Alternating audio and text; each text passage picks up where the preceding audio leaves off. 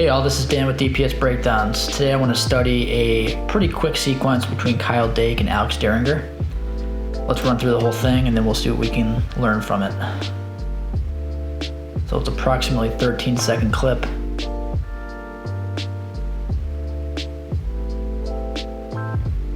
And there's a lot of action there. So I want to divide this into 3 different sequences, essentially.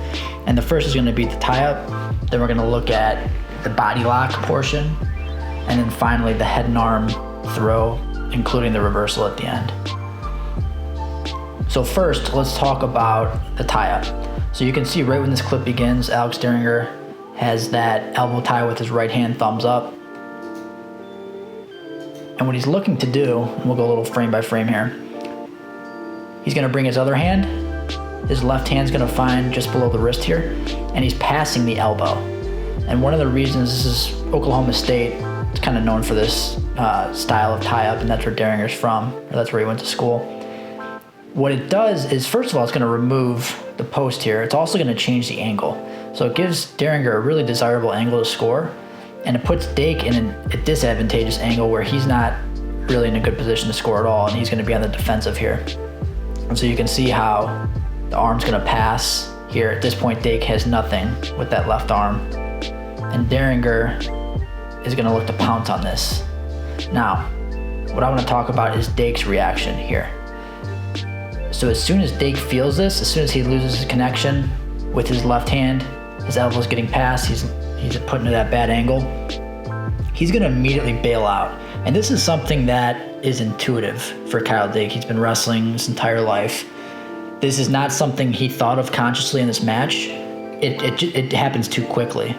So watch, let's see this in full speed here. Elbow pass, immediately Dake moves away. And so this is something it's worth pointing out here, is this concept of awareness. When you find yourself in a bad position, you have to have the split second, really unconscious reaction to better the situation. So in this situation, it's just going to be a matter of disengaging. So Dake's going to post his right hand, and he's already circling his feet away. So by putting his hand to the mat, it's going to be a little easier for him to shuffle his feet away, takes the weight off of his legs, and he's looking to regain that head-on angle. He's also looking to just get away because Derringer's trying to pounce on this front headlock here. And so what happens here, Dake's reaction not only neutralizes what was previously a bad position, but it actually puts him in a better position. So Derringer finds himself out of position because he's aggressively seeking that front headlock. And by moving away, Dake's able to grab that underhook here. And as soon as he gets it, he's going to start jacking it up. And that's where we're going to move next. So just one more time here. We've got that elbow tie. Derringer does a really nice job passing it.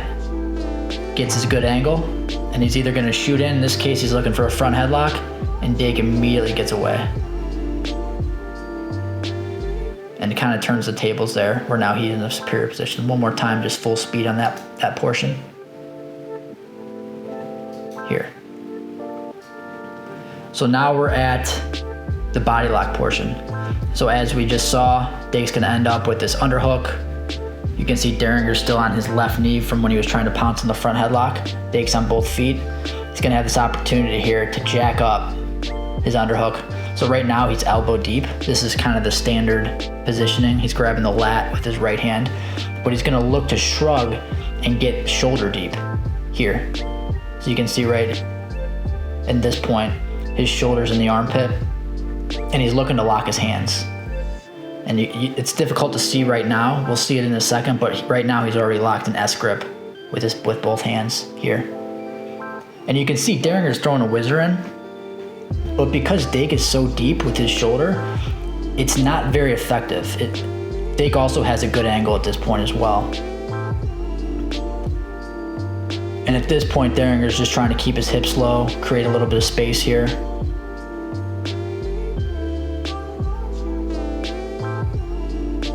And here's where Dake brings his hips in. So he brings his hips close, and you can see he's driving off his feet, and he's going to elevate both of Derringer's feet off the ground here. So to do that, think of like if you wanted to deadlift, you had a barbell.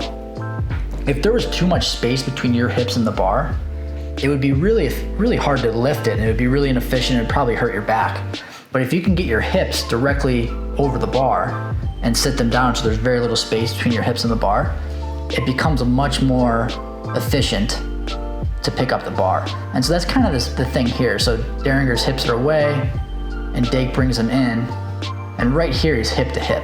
So this is really the most efficient positioning to get your lift. You can see the hands locked at this point. There's no space between the hips. His head's right next to Deringer's head. Deringer stood straight up at this point. Not a lot of good options, at least not yet. And so here's where Dake's gonna attempt this trip. So he's gonna step his left foot, block Deringer's right leg, and he's gonna pop his hips, get that good elevation. Remember, keeping those hips tight, and looks to take him over. Now, one of the downsides to a body lock, double underhook style, is you don't have good control of the arms. And so Deringer's gonna do the natural thing here, which is to post out. He doesn't want to fall to his hip, so he's gonna post that right hand. And you can see it right here. Also, crucial, one of the concepts I want to hit here is kind of being a little bit ahead. You want to start planning your next move preemptively. You want to have it in mind before you actually execute it. And so as Dake's taking him here, Deringer already is wrapping up Dake's head with his left arm. So he's already getting that headlock in position. He's going to post his right hand to the mat here so that he doesn't fall to his hip. He wants to keep his shoulders square. He wants to prevent that upper body rotation.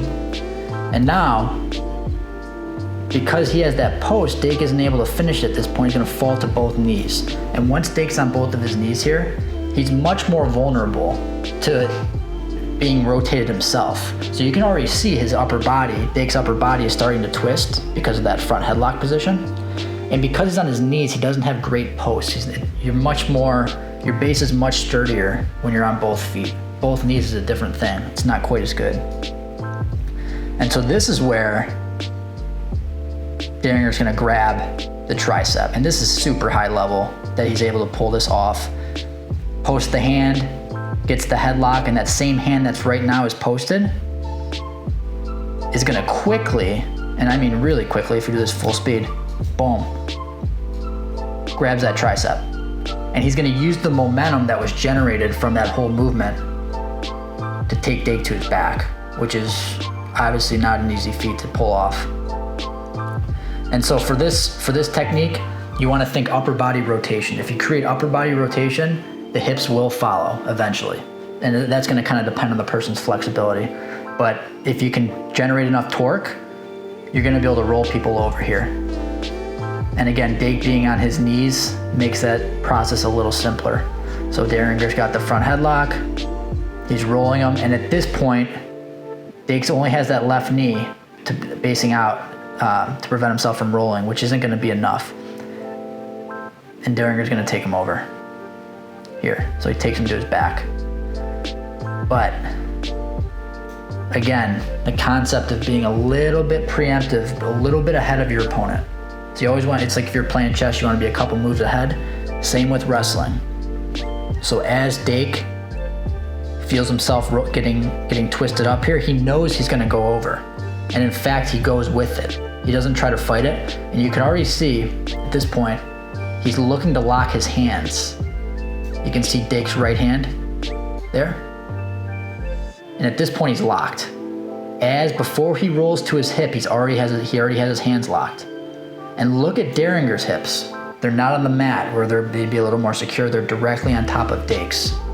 And so this is gonna be an unstable position. It's gonna be much easier for Dake to roll him. And so again, we have this notion of momentum. Dake uses the momentum of himself turning, being forced to turn by Deringer, to generate hip power to pull Deringer over here. So as he's going, he locks his hands. Deringer's hips are on top of his, not very stable, and he's gonna pull him over. And he's using his legs here. So he's doing a hip heist motion. Right now his hips are to the ceiling. He wants to bring them to the floor, facing the floor, right here. just one more time here. Dake brings those hips in. Nice little outside trip. Unfortunately for him, Daringer's gonna post that hand, make it difficult to finish.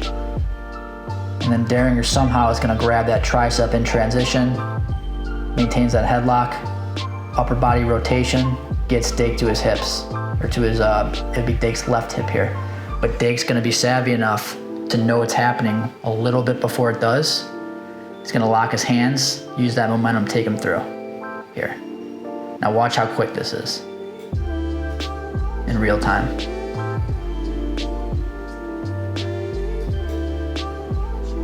So let's see the whole clip one more time.